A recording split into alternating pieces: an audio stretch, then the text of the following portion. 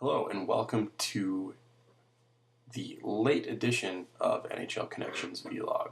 This week I'm without my previous partner in crime, Brendan Murphy. He's unavailable.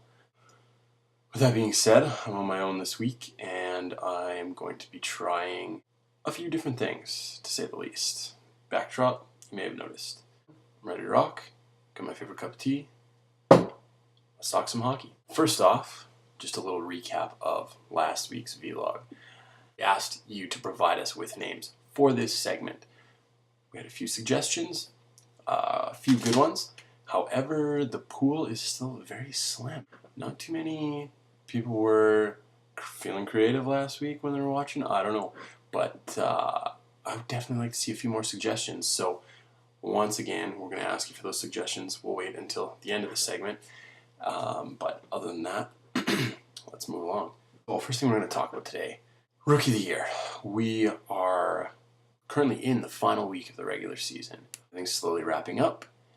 This year's Rookie of the Year race has been possibly a lot closer than some races in years past, and I would say we've also had some interesting shifts as the year has progressed in terms of who are our front runners for the award.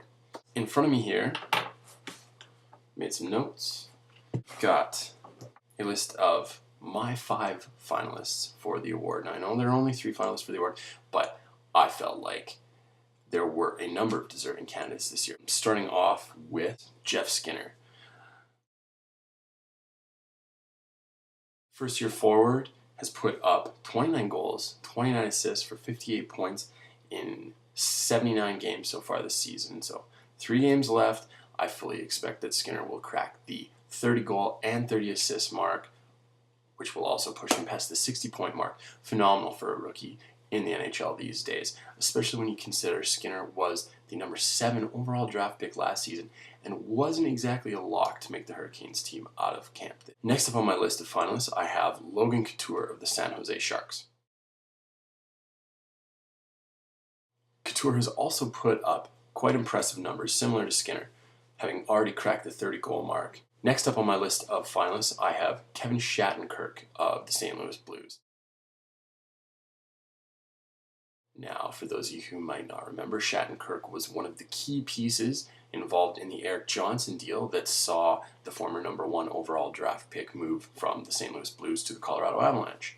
As it stands now, Shattenkirk has played in 70 games between Colorado and St. Louis, posting 9 goals and 33 assists for 42 points. Quite impressive numbers for a rookie defenseman.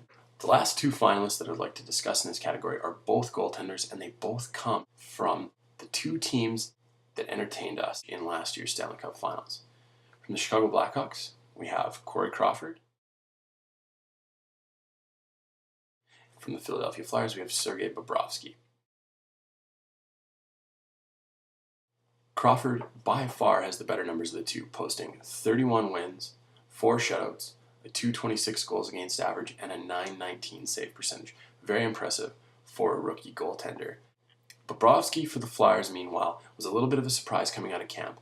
A lot of people expected Michael Leighton or Brian Boucher would lock down the number 1 position.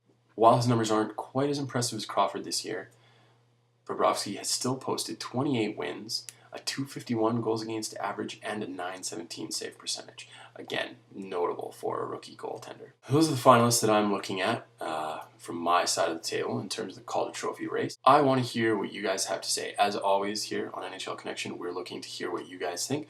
So if you would like to tell us a little bit more about your thoughts on the Calder Trophy race, just post in the comments section below. That's all the hockey I'm going to talk about for today. There's definitely a lot more things that I could go into, whether it's playoff races, scoring races, you name it. But I'm going to try and keep it short this week just because I am on my own. I'm likely going to have a few struggles with the technical aspect of this video.